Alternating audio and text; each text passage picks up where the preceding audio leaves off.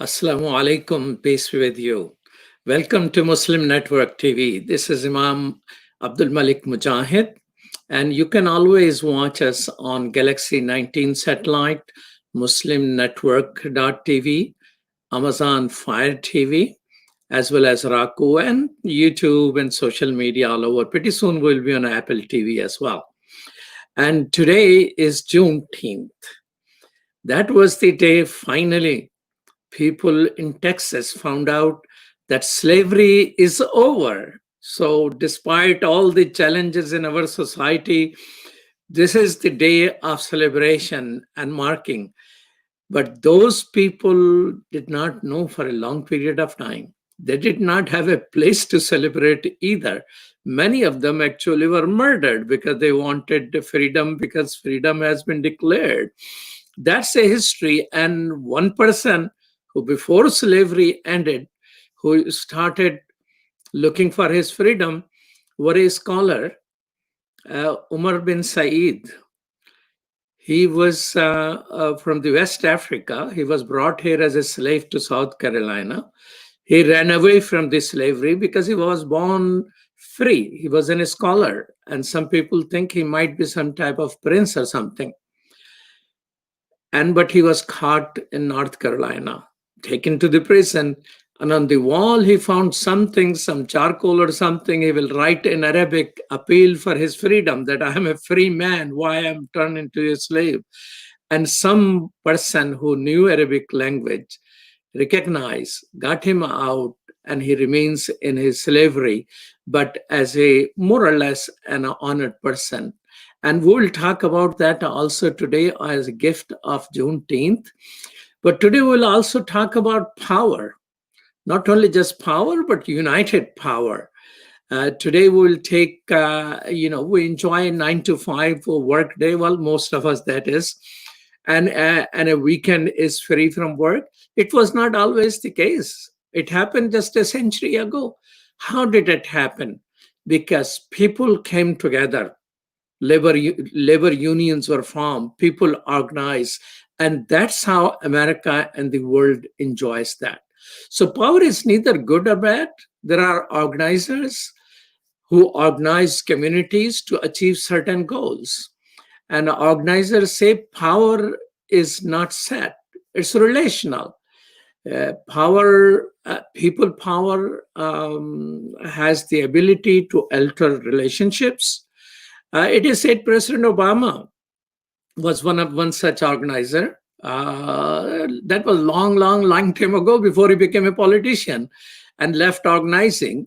He was trained by United Power, and United Power, I work with them. I'm trained with the United Power. It's a nonpartisan community organization composed of 40 religious congregations, not-for-profit organization, hospitals, healthcare centers, and civic organizations in all across the Cook County. Its volunteer leaders are its backbone. They are concerned citizens who consult with neighbors, shape goals and strategies to address pressing social problems, and pressure people in power to seek positive, creative solutions. And when people organize, they achieve goals. And I, as a part of the Muslim community, was working with the United Power for Action and Justice in Chicago. And we organized together for a major change in Illinois. And that change, Illinois used to be 48th worst state in America when it comes to healthcare. But thanks to the organizing, thanks to the relational power, it became the second best state. How did that happen? The person who led that effort, my dear friend, Greg Pierce. Welcome to Muslim Network TV, brother. Thank you. Thank you for having me. Gregory Pierce is the president and co-publisher of ACTA publication in Chicago. Greg is the author of best-selling books. Actually, 10 books he has written. Best-selling are Spirituality at Work, The Mass is Never Ended. He's leader of the Industrial Area Foundation, I met him through his work for the United Power for Action and Justice in the greater Chicagoland. How are you doing?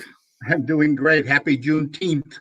All right. I mean, in the midst of Black Power movement and all the sadness and the pandemic, and there's so many poor people are lost. 20 million plus people are jobless. In New York, they say 1 in 4 a person is in need of food. There is a still cause to celebrate. A long time ago, somebody showed up in Texas to say, "Hey, slavery is over." That's right. That's right. Juneteenth, yes.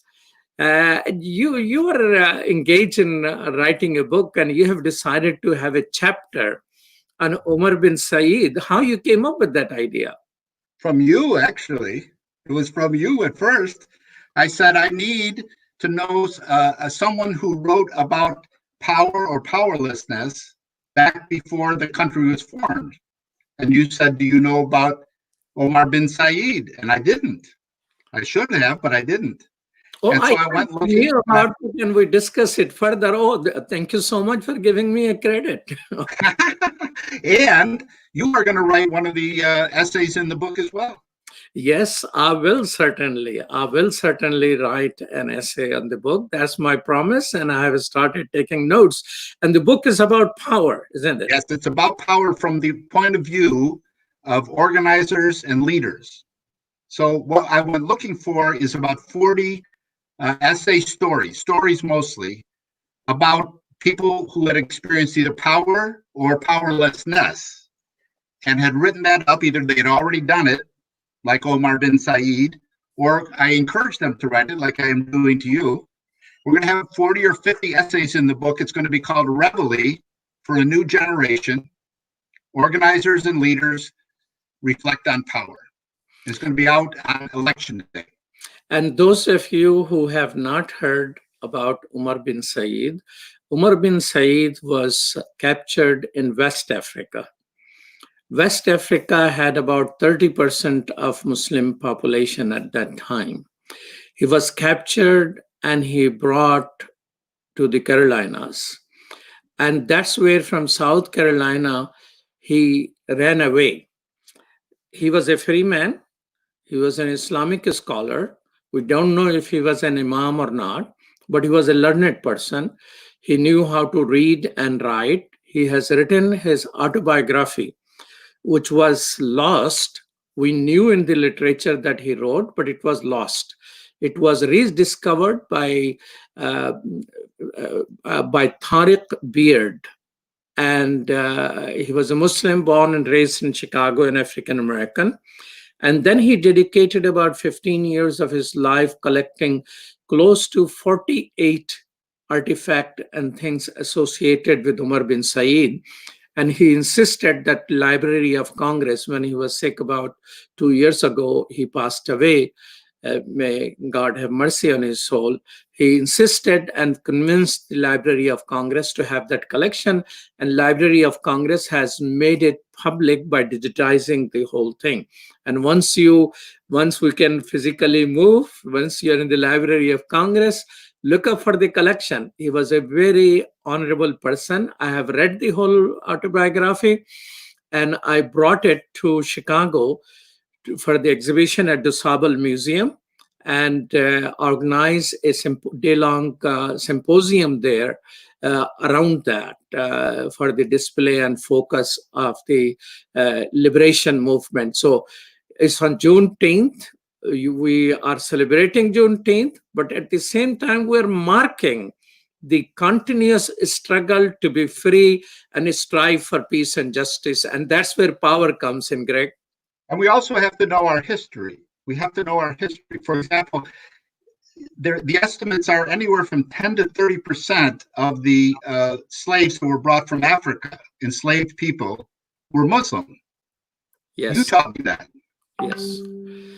Yes, they were. And there was a struggle in West Africa, which many people in America don't know, against the slave trade. Africans started a whole struggle against the slave trade. And leader of that campaign was a scholar, Usman Don Fodio, and he was from the same area Umar bin Said was. As a result, people who were against slave trade will come together and became concentrated in West Africa. Some were Muslim, some were non-Muslim, but gradually that area became a Muslim majority area because of the struggle of that Islamic scholar against the slave trade. So if you visit Gambia today, there is an island named after Kunta Kunte. Kunta Kunte is Alex Haley's great father, who he traces history to, who was a Muslim slave who were brought to America. Alex Haley is the same person who is author of Roots and wrote the biography of Malcolm X. So that Kunta Kunta now is serving as an island at the museum, and there is a fort and the guns which the slave traders have. So there is a whole lot of history. But let's get to the United Power. Yes. Tell me the story of how United Power, which is a part of Industrial Area Foundation, originally probably a Catholic initiative, made Illinois the second best state in the country, working to get all kids program adopted. Nearly 900,000 Illinois residents, including kids and the families, were covered under that program. So 48th worst state Illinois was in terms of healthcare. And because of this organizing and mobilizing power, it became the second best in the country. How did you do that? Well, here's the Industrial Areas Foundation that you mentioned. It's been around for 80 years. And we have about 60 organizations around the country and in a few other countries, actually. And each organization tries to build power locally. And we build it in 4 ways. One is we only work with diversity. We insist that the organization represent the communities in which it operates, and that we cut across all the divisions that we have, whether those divisions are race or creed or economics or even geography. So that's the first thing we always do. Diversity. And when we started here, one of the groups that we needed to join us was the Muslim community in Chicago. And we worked really hard. You were part of that, to get them in at our founding convention. And then, when the 9/11 happened, about 4 years after our founding, we had to say, what can we do about that? And we decided to have a welcome to our Muslim brothers and sisters into Chicago. We called it Chicago and Islam. And 2,000 Muslims and 2,000 non-Muslims met at Navy Pier one day on a Sunday. And we had 2 hours of just getting to know one another. And we've been working together ever since. Now, that's true not just of Muslims and Catholics, but it's true across the board in terms of faith, geography, race. Right now, in the midst of what we're going through now with Black Lives Matter, it's even more important that race be an important part of that discussion. So after we started working together, one of the issues that came up was healthcare. And we decided that we couldn't wait for the federal government to do anything about it. We had to do it here in Illinois. And so we worked to get as many people as we could covered by health insurance. And we started with kids care, then we did family care, then we did young adult care. Greg, I thought the first thing which we tried was everybody in Illinois who to be covered, and we were not successful in that. And then we went for the kids care program. Isn't that the sequence of it? That's right. Pieces at a time. We decided power organizing, you have success and you have failures also. You learn from the failure and you would take a different step. You can only do what you have the power to do. And so the stronger we are, the more power we have. So right now we're trying to build 2,000 new homes in the south and west sides of Chicago. Before we go to homes, we will have time to come back to homes. Tell me that when we were organizing, I want people to understand how organizing works, taking the example of All Kids program. So we discussed that in the executive committee. I was present. I think I moved the resolution to support, and everybody debated. So a committee. And then we took to what? There were steps, right, in organizing? Well, the first step, what we call it relational power. Okay. It's based on one-to-one meetings between human beings. And we do it before we decide what issues we can take. So with you, for example, you and I have had several one-to-one meetings where we've gotten to know each other, trust each other, know what things we share, what values we share. And that allows us to say, can we go into action around issues together? So we call that relational power. So first what came the relationship Yes. between people, and then they came together. Then what? Then they have to decide what issues do we care about together. Now we can't solve everything. We cannot solve everything. And we are not good Samaritans, the way it's thought of, where we're just trying to help individuals. We're trying to change the basic way that society deals with justice for all. So it takes power to do that. So we decide as a group what issues we're going to take on. At the beginning, the first issue was healthcare. And when that Barack Obama guy you mentioned, when he went to Washington, one of the things he took with him was some of our ideas, like insuring all young adults on their parents' insurance until they were 26 years old, or in the case of veterans, 29 years old. And that's still part of the Obamacare. So it takes power to win on those issues. And the power comes from our relationships. The other thing we do is we insist that we not have individual membership. It's got to be groups, like you mentioned. Groups like a mosque or a church or your CIOGC organization here in Illinois. They have to join as a group so that we have increased power coming from all the groups getting together and saying we will work on certain issues. We can't work on everything. Some things we might even disagree about. But the things we can do something about, the things we can agree on, then we go into action. And we try to break problems down into what we call issues. Issues are things that you could do something about, that you have enough power to do something about. So once we decided in the executive committee meeting that all kids care is something which we're going to push, then it went into 300-400 people, and then there was a very large gathering of several thousand people, in which we brought politicians and put them on his part about these issues. So could you take us a step further? Once a relationship came into being, people are together, they decided this is something which they want to pursue, and then what? Then you have to decide who can deliver what you need. Sometimes it's a politician. Sometimes it's someone from the corporate world. Sometimes it's the media that has to be dealt with. So you have to design actions. We call them actions, where we get anywhere from 5 people to 5,000 people, depending on what we need. And we get the people that have the power to do something about it in front of us, and we say, will you do this? And it's amazing when you put somebody in front of 5,000 people that are united and demanding the same things and are well organized. Awful lot of people say yes. So there were, at that time, I remember there were close to 60 or 80 organizations. Yeah. Several thousand people came.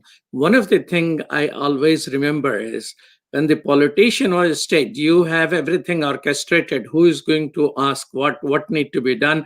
And they were asked point blank, are you going to support this or not? Yeah, yes or no. Not to deliver a speech, but to say yes or no. That's right. After you say yes or no, then you can deliver a speech. Okay. You're watching Muslim Network TV, and this is Imam Malik Mujahid, and I'm talking with my dear friend, Greg, and we'll be right back after these messages.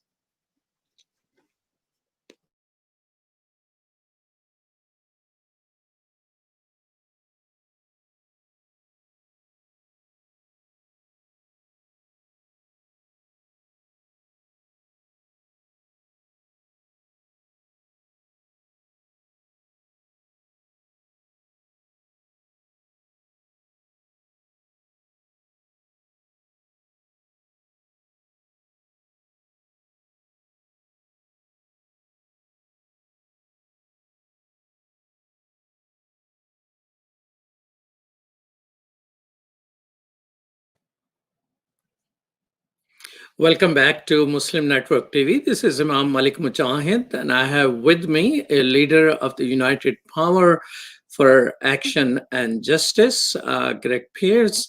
Greg, you started talking about four things makes United Power organizing different. And one of that thing was you insist on diversity. What were the other three things? Well, the other three, one I mentioned is we always work on relational power rather than power, dominant power, or power from the top down. We are based on, we always say that you have to have relationships before you need them. So you have to have met your fellow human beings in other organizations and other groups prior to when you want to get together. You can't just say, well, now it's an emergency. Now we have to get together, but we don't know each other. So relational power is one. So another thing is relationship. You have to have relationship before you need it. Yes. I like that. Yes. And then the other thing we insist on is we call it the iron rule. So you know what the gold rule? The golden rule is he who's got the gold gets to rule. Mm-hmm. That's my joke. The iron rule is never do for people what they can do for themselves. And so we base a lot of our organizing on training and development of leaders. The organizers are not the people that are out there leading these things. They are people that are looking for people like you and other people that are watching this show who want to learn how to get power for themselves and their institutions. And we will teach them how to do that.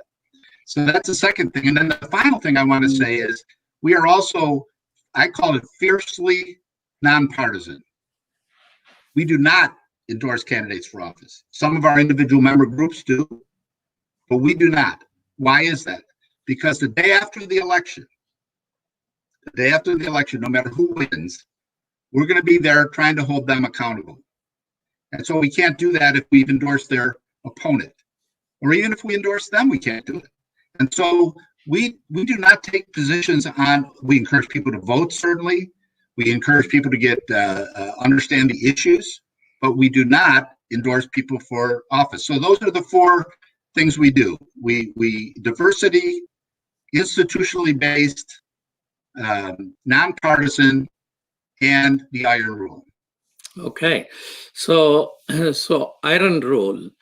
So could you repeat the iron rule and give me some example of how that plays out in actual organizing in Chicagoland area? Sure. Well, the first thing in the iron rule is you never do for people what they can do for themselves. Okay, so we are not politicians. If you think about what a politician is, you mentioned our friend Barack Obama.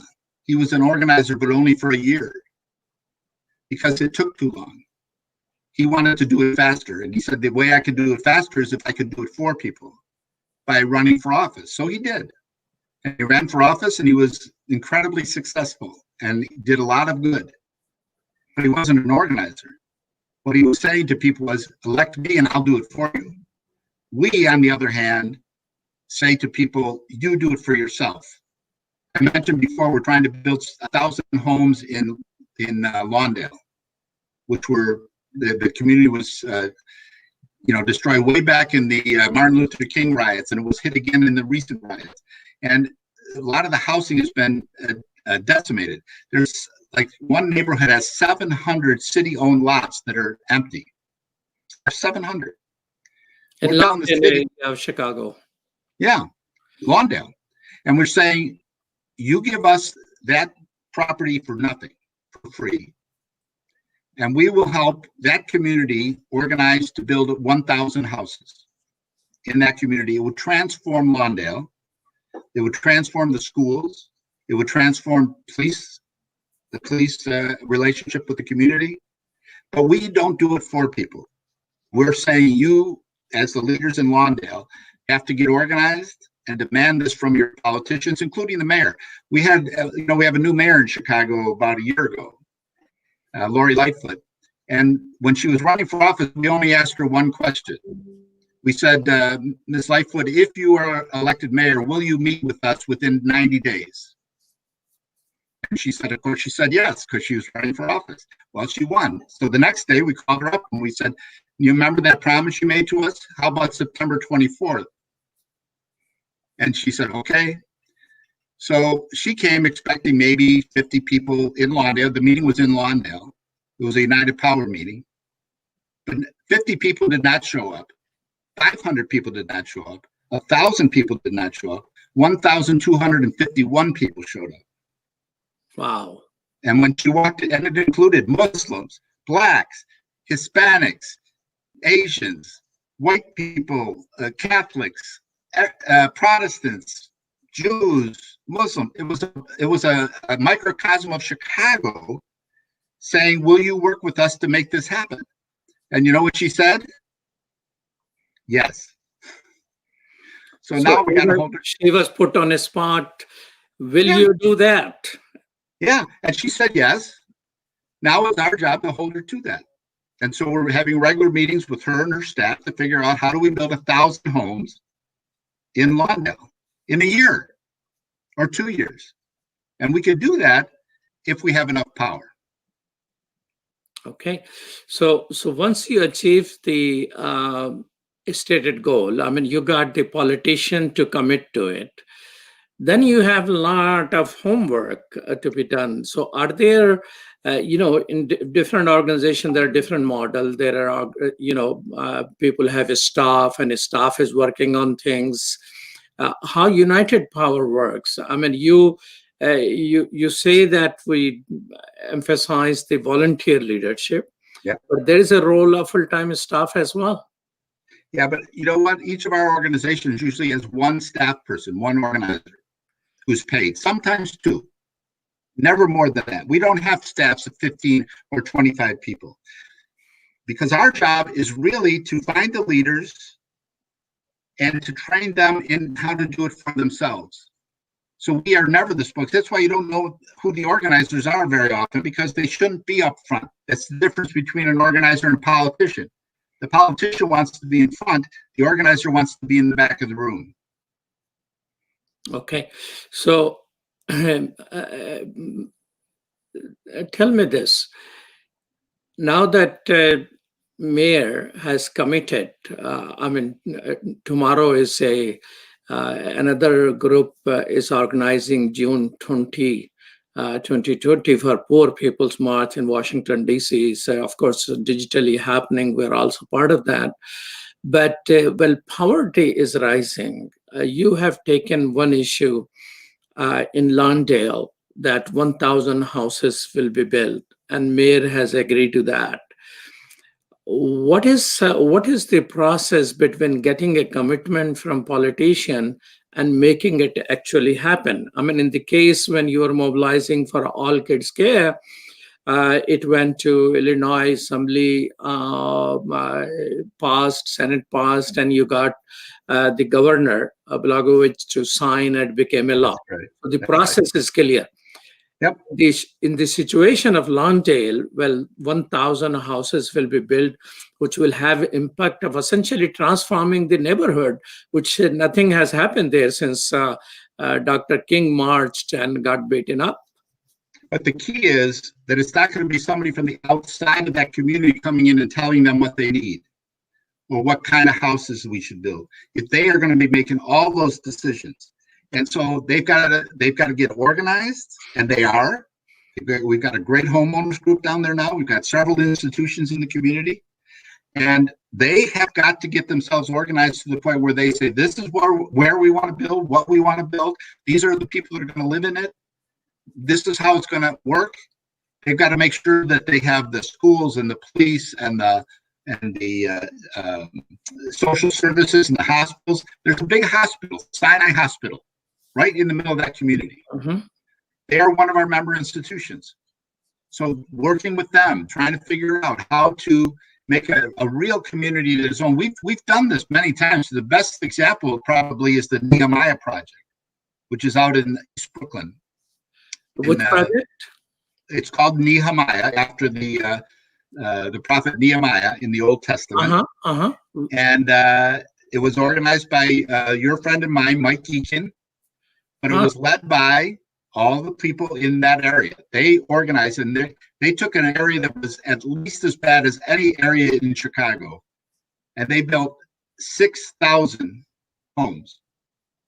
Took them 20 years, 6,000 homes, and totally transformed East New York. You can go there now. Yeah, It's called, it's in New York. I mean, I have gone to Philadelphia, where Philadelphia. in Philadelphia there is it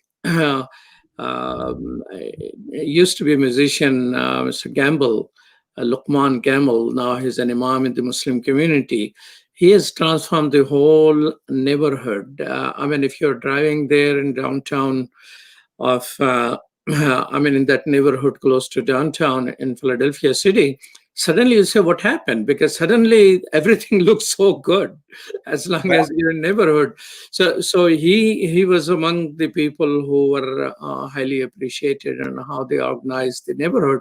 But I will go in New York and look into that neighborhood. Please, we'll give you a tour. We'll give you a tour. We'll give you a tour. But here it is. It has to be large scale, and it has to be fast. It can't be one house here, two houses over there, and then go over to another community. It's got to have a big impact to actually transform the community, because what you really want to do is you want to get the private market also wanting to build houses there. So it's not just our building the houses, but also you want to, get the whole economy of that neighborhood turned around. Lawndale, if you go to Lawndale at the corner of Ogden and Pulaski, downtown is like, it looks like you can touch it. It's right there. It's wonderful property, but it's got to be transformed by the people that are there. Nobody from the outside, including us, can go in there and tell people what they need. It's the iron rule is never do for people what they can do for themselves. So what's the role of organizers at this moment in Lawndale community? What are they doing? We are trying to find and train new leaders and new organizers. We found 2 young Black women in their 20s. Both of them want to be organizers. We're hiring them. We're going to give them a 90-day trial. If they like what they're doing and we like what they're doing, we will hire them. We are looking for organizers all over the country. So if there are some people in their late 20s, 30s, 40s that are watching this, and you want to be an organizer, call Malik up and he'll give you my phone number. All right. So one of the things I would say is that when the Black Lives Matter protest started in Chicago, for some reason, in some areas, there was some conflict took place between Latinos and Black communities. Yep. Well, Lawndale is one example in which Blacks and Latinos are working with each other. Mm-hmm. So how an organizer helps mediate conflict? Before it happens, that's the first thing. What has to happen in Chicago has been divided for years, maybe ever, I don't know, of playing one group off against another. You know what Mike Royko used to say, that the motto of Chicago in Latin was ubi est mea, which means where's mine? So that's how Chicago's always operated, and it can't operate that way. It's got to be where's ours? How do we work together to make this city the great city it could be? And that has to happen through thousands of one-on-one relational meetings between leaders of Lawndale and the other communities. We've got a lot of that going on right now. You're watching Muslim Network TV. This is Imam Malik Mujahid, and I'm talking with Greg Pierce, who is a organizer and a leader of Industrial Area Foundation, with whom United Power for Action and Justice is connected. We'll be right back after these messages.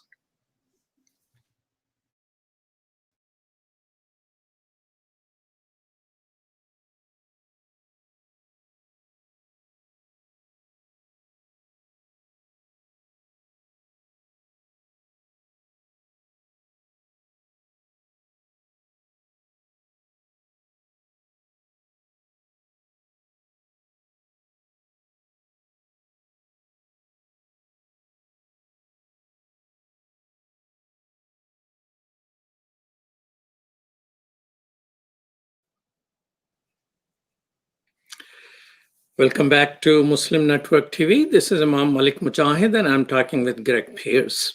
One of the things which Greg, I keep hearing in the United Power meetings and people and organizer and all that is extraordinary emphasis on relationship. And you mentioned relationship should exist before you need it. Now, human beings, there are billions of them. How you decide which relationship which you're going to work with and start with? Well, first of all, you do them one at a time, for starters. It's not thousands of people at one time. It's one-to-one. We call it one-to-one relational meetings. That's the start. And what are you looking for in a relational meeting is people that have a certain fire in them, passion about the world as it should be. That they are angry or upset or want to see something happen. And we call that self-interest. It's different from selfish interest. Okay, selfish interest is ubi es mea, where's mine? Self-interest is what is my interest in relationship with everyone else's interest? We call it the common good. How do we determine that? Now, not everybody agrees. First of all, there's a lot of people that don't want to get involved in anything. I never meet with those people more than once. Because if they're happy with the way things are and they don't want to get involved, that's fine. But I'm looking for people that are passionate. We call it what makes people tick. Self-interest. What is it that at their very core? Another word for it is their lifeline. What has been the thing in their life that they really cared about from the beginning to the end? Is it justice? Is it love? Is it something even more tangible than that? So we all live in the world as it is, all of us. And in the world as it is, there's lots and lots of problems. There's lots and lots of people that don't have any power. But in the world as it should be, we can organize people into organizations that can actually do something about the things people care about. So we say there's only one source of power: organized people and their organized money together. You emphasize that you want to go and work with organizations and recruit them, and organizations are member, individuals are not. So how you place the role of one-on-one meetings while, so it means you end up selecting only those people who are already organizational leaders? No, they select themselves. We are looking for leaders. There's no doubt about it. Leaders are people that have followers and can deliver those followers to an action, to a meeting.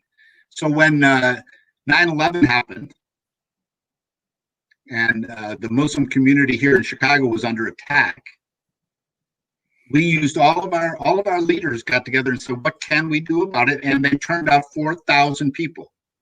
The Muslim leaders turned out 2,000 and the non-Muslim leaders turned out 2,000.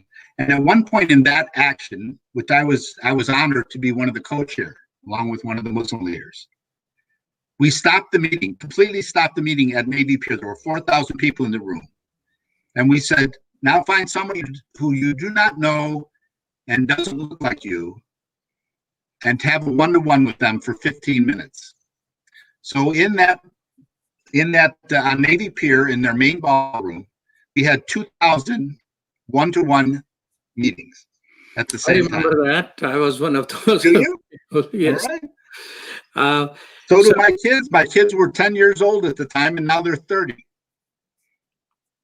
And they remember it. All right. Why it was important to do a large thing, a mass one-on-one meeting? Why it was critical at that time? Well, here's what a lot of groups do. They say, let's pass a resolution about Black Lives Matter or about the Muslims or about the Native Americans. Let's pass a resolution that says we support them, blah, blah, blah, blah, blah. We say, you've got to get organized to the point where you can start to do something together. You've got to be able to do it together. Whether it's, some of the issues we're working on now are gun violence, housing that we've mentioned, healthcare.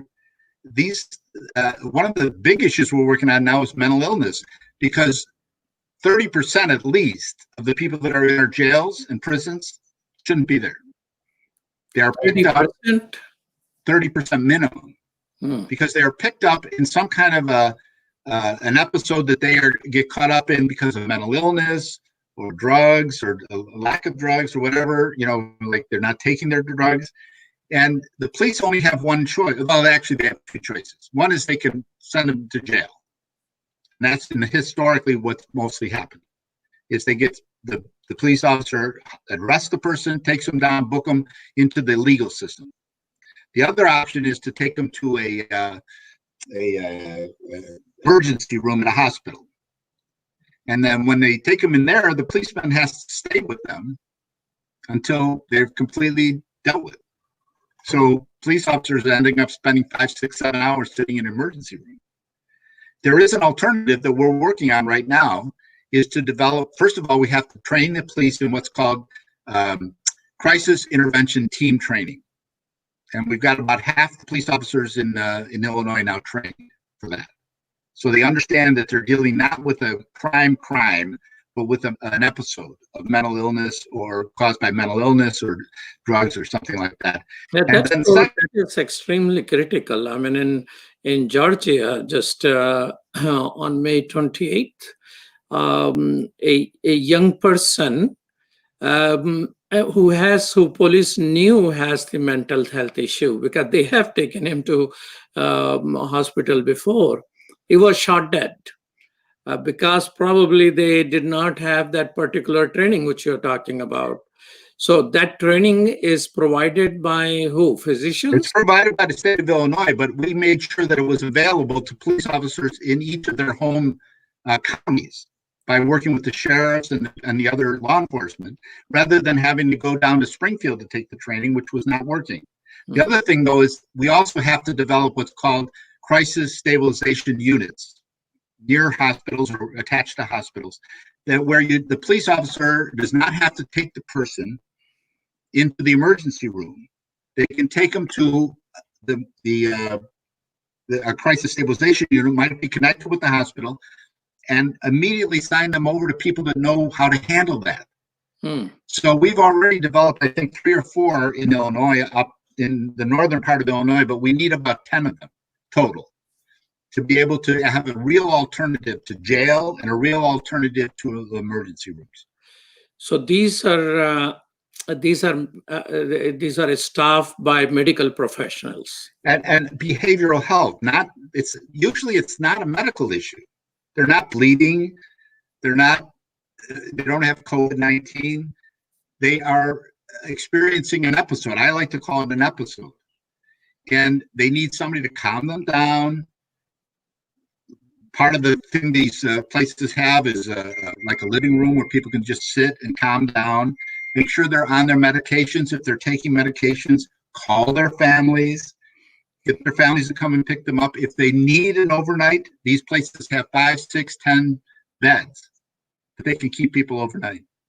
So tell me, this major achievement came through, some groups in United Power had this need and they articulated, we want to start organizing around that. Well, we had a meeting out in DuPage County a few years ago, about 500 people, and about I'd say 25% of them were Muslim. And they talked about, I wasn't there, but they talked about what issue should we take on next. And they said, well, here's 4 issues that have been discussed in our one-on-ones. So everybody that wants to do this issue, go to this corner, this issue, go to the other corner. The people that went to the one on mental illness was about half the crowd. And so then we knew that was an issue that people cared about and would do something about. That's when we started this process of dealing with that particular issue. Greg, tell me this: what are the basics of a successful one-on-one meeting? All right. First thing is be there on time, and the second thing is leave after 40 minutes. So the one-on-one should not be 2, 3, 4 hours. It's not the length of time. It's what you do in the 40 minutes that you have. And what you're trying to do is get the other person to tell their stories about who they are, who they really are at their deepest values and experience. And the only way you can do that is if you yourself are willing to do that with them. So what happens is my mentor, and I know you know him too, Ed Chambers, who was the head of the IAF years ago. He used to call it a mixing of two human spirits. That's what a one-on-one is. A mixing of two human spirits. It's an art. It's not a science. And that's why you've got to learn it. That's why the job of the organizer is to teach leaders how to do those well so that they can go out and build their own power. And you said that if if the person is when do you think this meeting is going nowhere? Well, very often it's going nowhere in about 10 minutes, and then you start looking for a reason to go.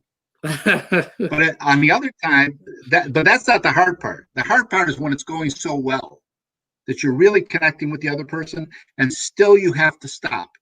Why is that? Because you promised them, I want to meet with you for 45 minutes. You don't want to break that promise. What you want to do is leave the meeting with them saying, I'd like to meet with you again, and you saying, I'd like to meet with you again. The second meeting is the important one, where you know that that's somebody that has some similar interest to you, similar passion, similar hungering and thirsting for justice, we used to call it. Those are the people that you want to go back to a second time, third time. You and I have had, 5 of these over the last few months, years, yes. 5 or 6 one-on-ones. And we know each other. I know what makes you tick, and you know what makes me tick. So when you call me up and say, will I be on your TV show? I don't ask why or what to do. I just say, sure. Yes. And when I ask you to write an article, an essay for my book, you say, sure. Yes. So relationship need to exist before there is some work being done. That's right. Tell me in a this might be my last question, but I'm very thankful. I'm just taking it as a refresher course in my organizing skills there. So thank you so much. You're welcome. So, can this count as one-on-one?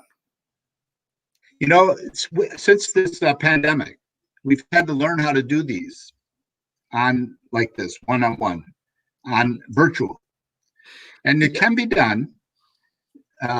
But you have to work even harder. You have to work even harder because you're not there. You're only using 1 or 2 senses. You're using hearing and seeing, but you can't touch the person. You can't smell the person. You can't get the entire feedback about who this person really is. But we have to do it. We have to do it this way until we can get back together. One of the things which I have noticed quite a bit is, United Power doesn't care much for Facebook and social media and the website. It may be there, but that's not the primary organizing tool. Younger people nowadays are using those social media as a main organizing tool. And that's why the challenge for United Power is when physical distance is required for your personal health, how you still develop that relationship. So there got to be some new rules which must come into being. Well, we've started having actions with politicians over Zoom. We have them come on Zoom and we show them 50 people or 80 people and we say yes or no, and they still say yes or no. And then we have a relationship. I want to tell you a quick story about my daughter, who's about 30 years old and loves social media. And we were having an action down at McCormick Place around gun violence with the International Association of Police Chiefs. And I had a goal of, I was supposed to turn out 50 people. And I asked my daughter, could you turn out 10? Oh, sure, Dad. And she kept assuring me right up until the day of the action that she had 10 people coming. Nobody else showed up, just her. They all promised her that they would come. But one of my Muslim friends, Osama Jamal, who you know. Yes. I said to Osama, can you deliver a busload of Muslims to this action? And he said yes. And so as the action was getting ready, I was getting nervous because we didn't have enough people. But then up pulls the bus with 25 Muslims, all prepared with signs and everything. And we had a great action that day too. And that was because of my relationship with him and his relationship with those people that came with him. All right. So the relationship is the building block of power. Could I say that? Yes, that's it. You've got it. Well, thank you so much, Greg Pierce. Greg Pierce is an award-winning, a best-selling author. He's also an organizer and a leader of Industrial Area Foundation and United Power for Action and Justice. And he was the leader. I worked with him when Illinois turned from 48th worst state when it comes to healthcare in America to second best. Thank you so much for your work for the community, Greg Pierce. Peace. Peace. Salam. And you can